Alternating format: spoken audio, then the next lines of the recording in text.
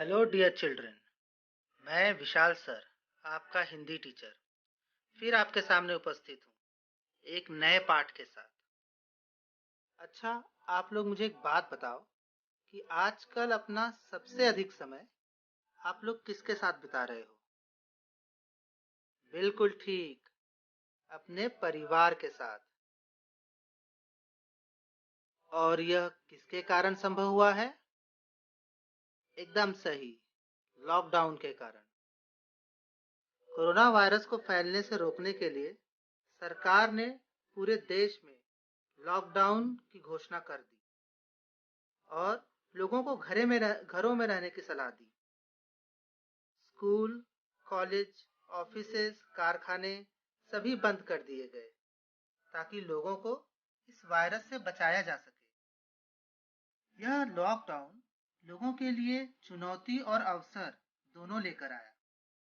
चुनौती corona virus से बचने की और अवसर अपने परिवार के साथ क्वालिटी टाइम बिताने और आपसी रिश्ते मजबूत करने की।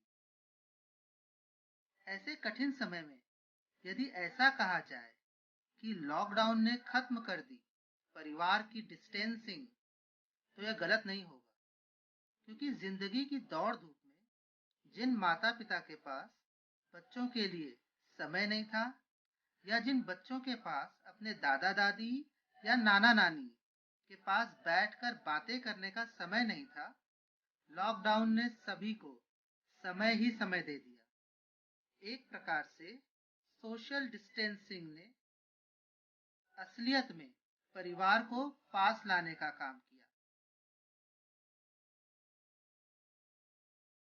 व्यक्ति का परिवार ही उसका छोटा संसार होता है। हम अपने जीवन में जो कुछ भी प्राप्त कर पाते हैं, उसमें हमारे परिवार का बहुत बड़ा योगदान होता है। सहयोग के अटूट बंधन में बंधे रिश्तों की मजबूत डोर को ही परिवार कहते हैं। आज हम एक ऐसे ही परिवार के बारे में पढ़ेंगे जिसमें हमें आपसी प्रेम भाव, सामंजस्य, एकता, आपसी सहयोग जैसे गुणों के दर्शन होंगे। और यह है दादी माँ का परिवार, जिसके लेखक हैं श्री रमाकांत कांत जी। आइए अब थोड़ा लेखक श्री रमाकांत कांत जी के बारे में जान लेते हैं।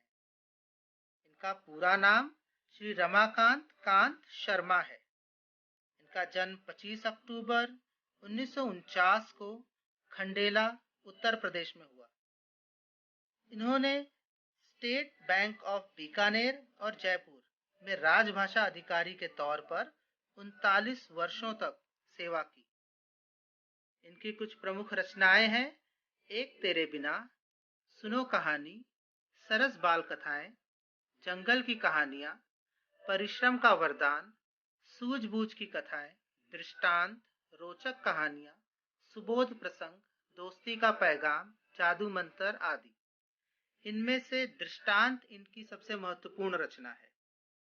इन्हें कुछ पुरस्कार भी प्राप्त हुए हैं, जैसे महावीर दयाल माथुर स्मृति पुरस्कार, बाल चेतना पुरस्कार, बाल वाटिका पुरस्कार।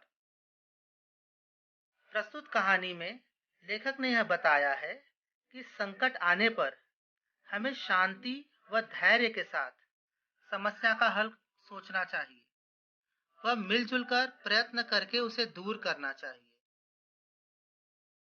इस कहानी को रोचक बनाने के लिए लेखक ने इसमें तुकबंदी का प्रयोग किया है, जो कि सामान्य तौर पर पद्य या कविता में किया जाता है। तो आइए शुरू करते हैं कहानी दादी माँ का परिवार। कहानी शुरू करने के पहले मैं आप लोगों से एक विनती करना चाहूंगा कि अपने साथ पेन और एक नोटबुक लेके बैठिए, ताकि जो भी मैं शब्दार्थ बताऊं उसे आप नोट कर सकें। एक छोटे से घर में दादी माँ रहती थी। यो तो वह निपट अकेली थी, फिर भी घर आबाद था उनका। निपट अर्थात केवल या मात्र, अटली। आबाद अर्थात भरा पूरा, फुलफिल्ड। रोज सुबह दादी माँ उठती, घर बुहारती, संवारती, आंगन में आसन धरती, खाना बनाती, खाती, परिवारजनों से बतियाती, रात होती सो जाती। बुहारना अर्थात झाड़ू लगाना, स्वच्छ करना, और संवारना, संवारती अर्थात सजाना, बतियाती अर्थात बातें करना, रात होती सो जाती, दिन मजे से गुजर रहे थे, परिवारजन फल फूल रहे थे। अब सुनो परिवार की कहानी। दादी माँ थी समझदार सयानी। घर के आंगन में बरगद का पेड़ था, उस पर घोंसला बना था। घोंसले में रहती थी चिड़िया।